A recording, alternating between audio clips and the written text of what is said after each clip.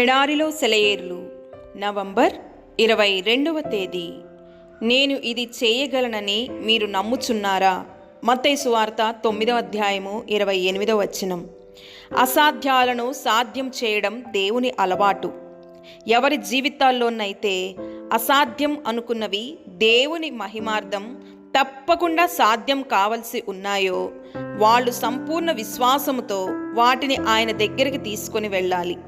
ఏ పని ఆయన చెయ్యి దాటిపోయి సమయం మించిపోయిన పని కాదు. మన జీవితాల్లో తిరుగుబాటు, అపనమ్మకం, పాపం, ఆపద ఇవన్నీ పొంచి ఉంటాయి.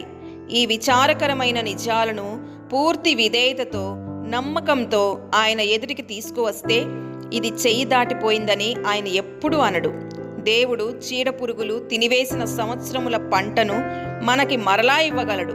మనం మన పరిస్థితులన్నిటినీ, మనలను ఏమీ దాచకుండా నమ్మికతో ఆయన చేతుల్లో పెడితేనే ఇది సాధ్యం. ఇదంతా మనం ఏమై ఉన్నామో దానివల్ల కాదు, కానీ తానేమై ఉన్నాడో దాని మూలంగా జరుగుతుంది. దేవుడు క్షమిస్తాడు, బాగు చేస్తాడు, తిరిగి మునుపటి స్థితిని దయచేస్తాడు. ఆయన కృపకి మూలమైన దేవుడు, ఆయన మీద నమ్మకముంచి స్తుతించుదాము. కాదేది అసాధ్యం క్రీస్తుకి, లేరెవరు ఆయనతో సాటి.